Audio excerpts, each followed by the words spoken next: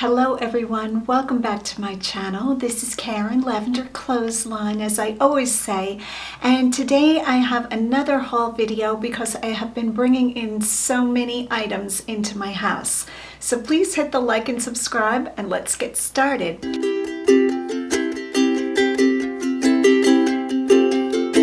So with COVID and the whole situation of some states having to re-close down, I think it's wisdom on my part to really stock up on inventory, even more so than I normally do. And you guys know me, I normally go out and bring in hundreds of items, so I am on it. I am sourcing every day, and yeah, I just want to make this video to show you what kinds of things I'm picking up and kind of my thinking on them, why I picked them up, and what I'm learning along the way. So many of you know I am more than a one-trick pony. Hope that's not a bad term. You have to be really careful what you say these days. And normally, or let me just say that my name is Lavenderclothesline. I started out by selling clothing, and I stuck with that genre probably the first 6 months until I branched out into women's accessories, then men's clothing, and then eventually, hard goods. So I have to say, I think hard goods are my favorite, and when I find things, I'm really excited to learn about them. Now, what I always want to share with you guys is how I research, how I learn about my items, and just give you what I'm learning and how you can identify what you're finding out in the wild, whether it be yard sales or flea markets or thrift stores. So I will just share what I know. I am no expert by any sense of the means. You guys know me, I keep it real. I always share with you when I don't know a lot about something, and then I try to share, what I'm learning with you guys so that you can learn too and maybe pick up a tip or two. So the first item that I'm going to show is this beautiful dish. I'm going to hold it real close to the camera so you can see.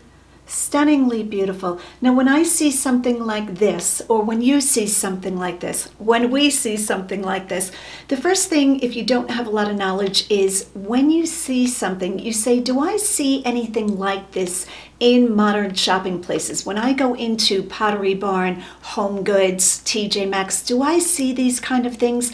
Most times the answer is going to be no. If you know nothing about vintage and antique items, that might be a help or a tip for you guys to learn to train your brain to ask questions right out of the gate and say, have I seen this in, and I'll hold it close again, in a store that's currently selling? Most times this amount of work is not put into modern plates or dishes. Next thing we do is, of course, turn this over. Let me see which way this goes. It goes this way, and we look for a maker's mark. So as you guys know, I've always said with artwork, with antiques, with vintage, the back is almost more important than the front, because any telltale marks, sometimes the color of the clay or the slip that was used to make the piece is a telltale sign. So I'll start with that. White clay or white porcelain is finer generally than porcelain or clay that is off-white or even beige. Also, the weight of the piece. Let me say, when you have clay that has a lot of air holes, the piece breaks easier. Bone china is a denser clay that was used. Different clays come from all different parts of the world. So it's interesting to learn about clay, but if you don't have that time or that desire, you can look at the bottom of a piece to look for a marking. Any dish or plate that does not have a marking of any kind, one or two things generally happened there, if I understand this correctly. Either the item had a little peel-off label and it has fallen off, or if the piece is not marked, it meant it was not meant for import with the McKinley Act, or it's pre-1891. I believe 1891 is the telltale date. That means that an item that wasn't marked is prior to that date. But keep in mind, you could have had a label that fell off. Let's look at this plate together quickly. This one, I'll do a little bit more explanation, and then we'll go through pieces that I found that I have on the table in front of me. So this beautiful plate, roses, and if you feel along it, these little dots are raised. I'm hoping the camera can pick that up. So when you feel this plate or this dish, it has texture, and that is called moriage. That is a Japanese technique, painting technique, and this piece is marked Royal Cotton Nippon. Nippon's date, when a piece is marked Nippon, Nippon, that date is anywhere from 1891, I believe, to 1921. So that tells you right there, if the piece was marked Nippon to bring it into the United States, that was the period that the Japanese maker was marking the pieces Nippon. Royal Cotton, that's the brand, can bring very high money. And that's what I'm trying to research now. That's where my research is up to. I've seen plates like this bring hundreds of dollars. I've also seen plates like this bring 60 or 50, but I knew right away to grab this plate. So on the bottom, when you research, some china will also have a mark that is the maker's mark, and it won't have words. It'll have like a square with a W or a circle with a crest. So you can actually Google those marks and get a chart to see who the maker is. You do have to do some research. So say you see a lion's head with a crown on it and an M. You put into a Google search lion's head with crown and letter M into a Google search. You could put China mark, and the images, you search images and you look for your mark. When you find the same mark, you click into that and find the information of whose maker's mark that was. Hope all of that is not too confusing. Is it worth it? Absolutely, because you can find dishes that are worth great money, and if you don't take that time to learn and to research, you could be giving away hundreds, if not thousands of dollars. So I'm going to do a little bit more research on this plate. I believe with Royal Cotton, the older plates bring more money. So the plates that are marked Nippon, that are closer to that 1891, they're true antiques, will bring great money. So that is item number one. With all the information that I have on this plate, let's go on to another china, older antique china piece. This is a beautiful jar, hand painted. Now, how do you tell the difference between hand-painted and transfer? Let's start with what those two things mean. Hand-painted is actually somebody sitting there with a brush painting the designs on every piece. The workers that do that become expert. A lot of them were in the Asian countries and the European countries. Not to say American china is not hand-painted, it is, but this was very prolific in the other countries.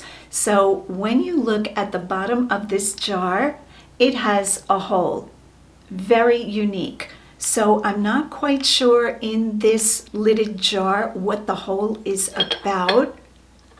Sometimes you will see a hole like that in the top, in the lid, and that is called a hair receiver.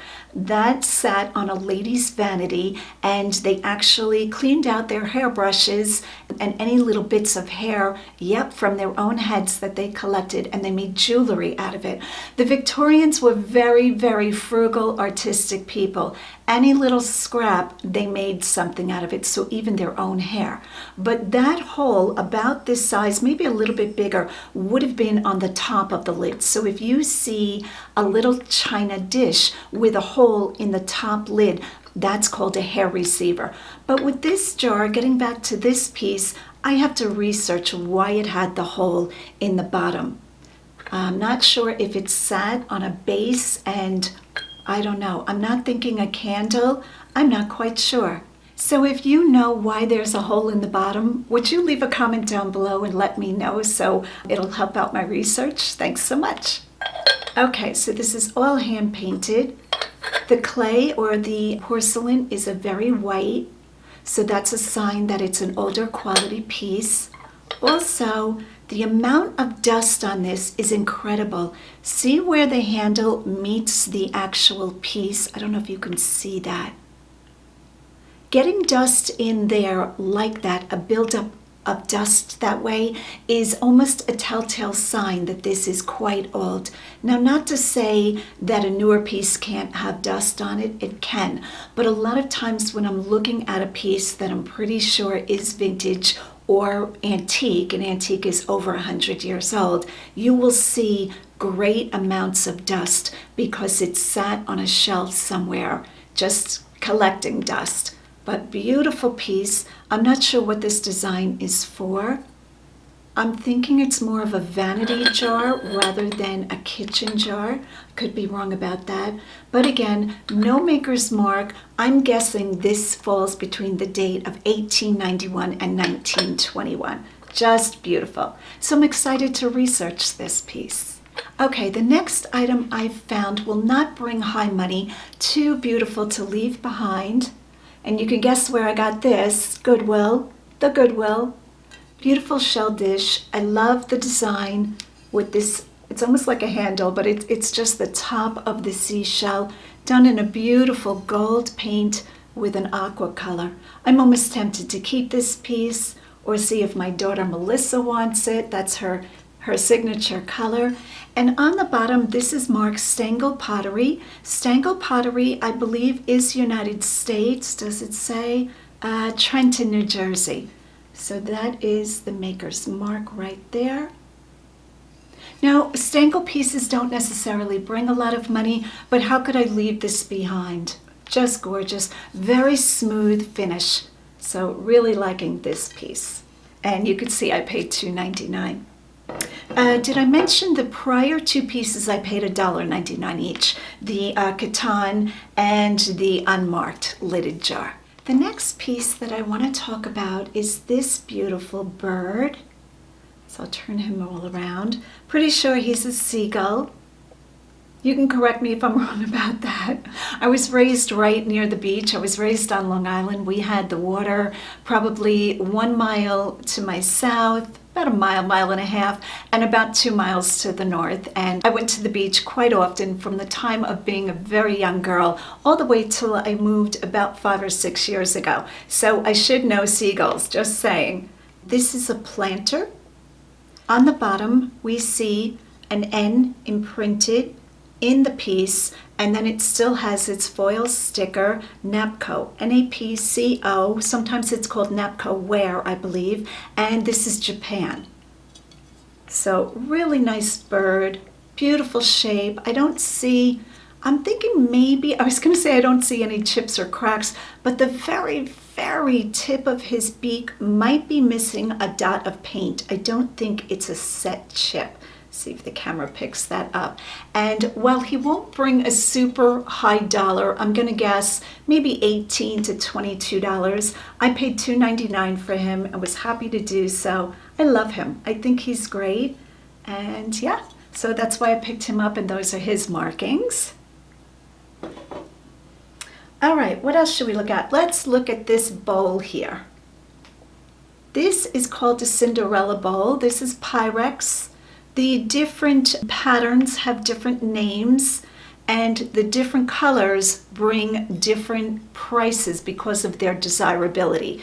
A while ago, probably about 3 years ago, I found the Cinderella Bowls, 3 in nesting. When I took photos of them, I turned them upside down. So I put the biggest one on the bottom, then the middle one, then the top one. If you go into eBay search, you'll see people displaying them that way. Some people say that can hurt the bowls. I've never had that happen to me. I've sold quite a few of these. I did take just a single one because the aqua or the turquoise is a good seller, and this is the smallest size. And on the bottom is Pyrex. I'm going to get my glasses on so we can see the size on it, because Pyrex marks their nesting bowls with the size. So this one is 1.5 pints PT. Sometimes, and these are made in the United States, sometimes they will be quart sizes. You'll see the QT, that's abbreviation for quart. This one is a pint size. Beautiful. Now, the one thing to watch for, of course, are chips and cracks. That greatly decreases the amount you can get for them. And also, you want to watch the wearing of the paint and scratches inside. These items should not be put in the dishwasher, in my opinion. Hand wash really gently. And people that have not used their Pyrex bowls much, or they have really lovingly hand washed them, they'll be in better condition. I see a lot of these in the thrift store, estate sales, flea markets, yard sales, where the paint is almost totally destroyed. In my opinion, I don't pick those up if it's really bad. But I said yes to this one, and I paid $1.99. This one was Goodwill. All right, the next item up that I purchased, just making sure there's no chips or cracks one more time, is this beautiful picture. As you can see, it has a lemon motif, lemon theme, and that's what it looks like. Pretty dusty inside. And the bottom is marked Monte Rosa. So I believe Monte Rosa is an area in northern Italy. And this is what it looks like. I'm not sure if this is hand painted. I would imagine it is. And I'm thinking it might be a souvenir. Now this is a really beautiful design. Lemons is a common theme for parts of Spain, Italy, South America. I saw it and quickly checked it, put it right in my cart. And I took the sticker off of the bottom. Of course, Goodwill had their sticker, again, right over the name. But once I saw this sitting on a shelf, I recognized this as Italian pottery, and I said yes to it.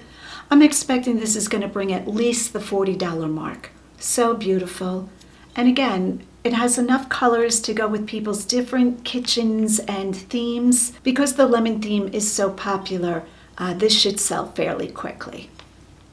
All right, and did I say what I paid for it? $2.99. The next pieces of the thrift store had quite a few. I took all of them that weren't chipped or cracked. Again, the sticker over the piece. I'll show you all the pieces. So this one I paid $3. This might be a juicer. I'm not sure. The shape of this is usually for juicing citrus. That's my understanding. Could be a gravy boat. I don't think it's a creamer because the mouth is so wide. And it has an olive decor, olive theme. So I got that piece, this one here, which is a spoon rest, and this is what the back looks like. Again, I paid $3, and it is marked hand painted and made in Italy. The next piece is this triple dish. I'm going to say this is probably for garnishes, nuts, candy, could be used for anything. And again, the same Italy.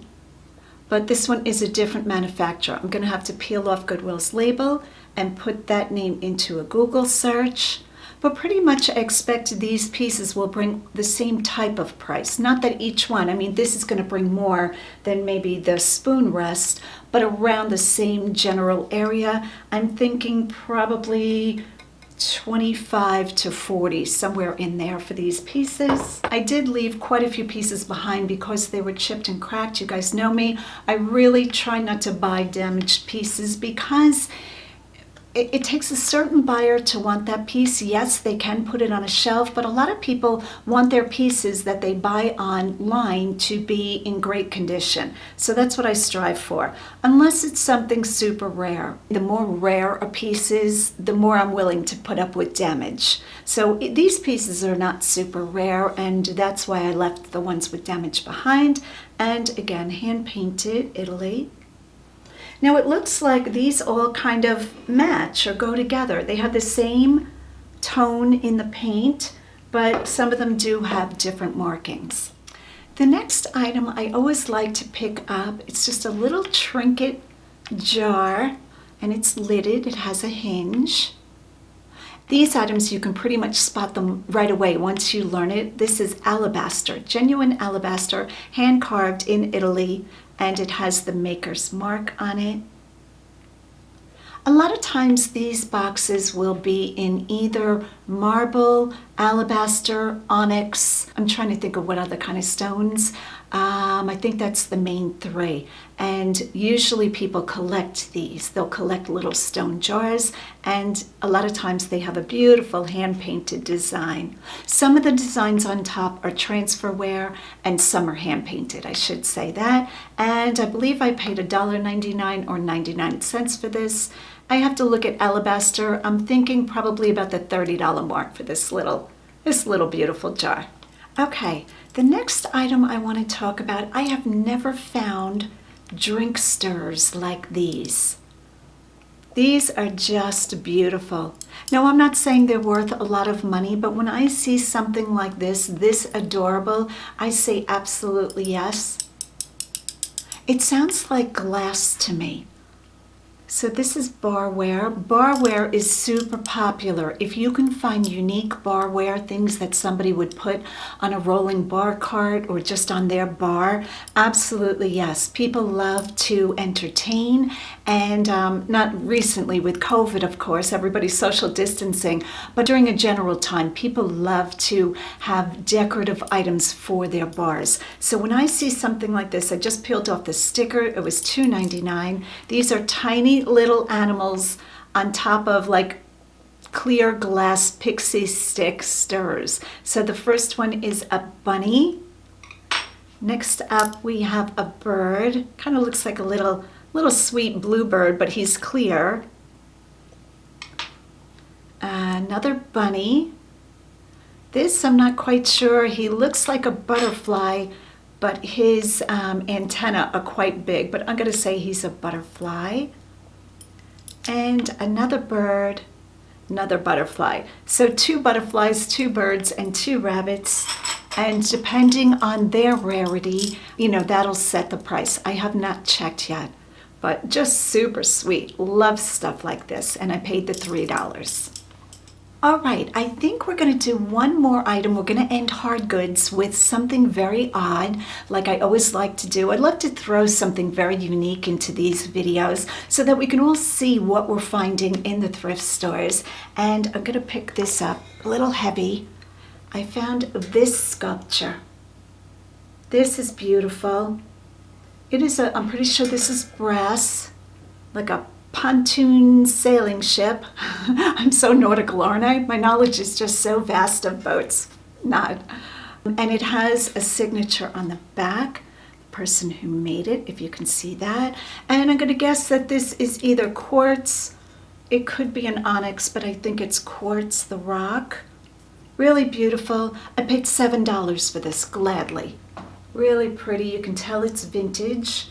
And if this turns out to be some big high dollar thing, I will report back on Instagram when it sells. But I love stuff like this. Very unique. And I was willing to pay the $7, which you guys know is such a high price for me. I don't like to pay a lot for anything. All right, so that ends Hardgoods. I do have more stuff on the table. We'll save it for another day because there's a couple of things I want to talk about. And let's keep it moving. All right, we're going to do a few pairs of shoes to show you what kind of shoes interest me. And the first pair is not a pair of shoes at all. It is a pair of slippers.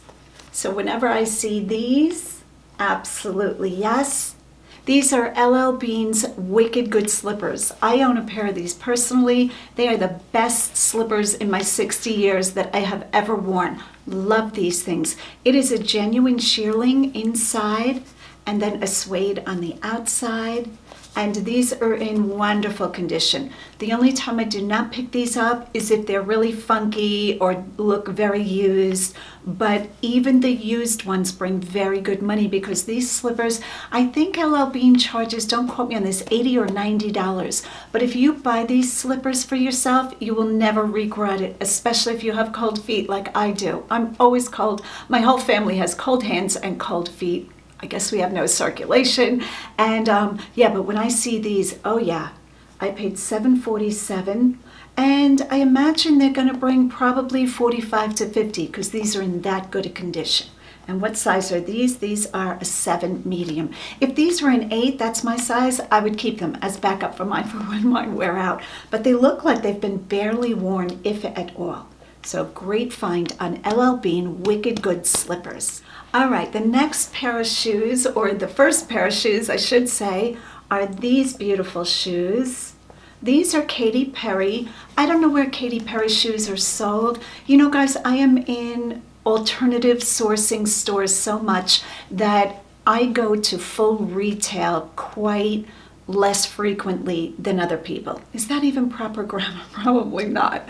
But I found these. Great condition. I paid $7.47. Katy Perry. Leave a comment down below if you know where Katy Perry is sold, and I did run a quick comp on them because I think this is my first pair of Katy Perry shoes that I've found. So I ran a comp, and I'm thinking off the top of my head probably about $25, $30, if not more. Really pretty. The next pair of shoes I have never heard of. These are vintage shoes, Robert, how do I say that? Where's my magnifying glass? Let me get some glasses on. Not poke myself in the eye.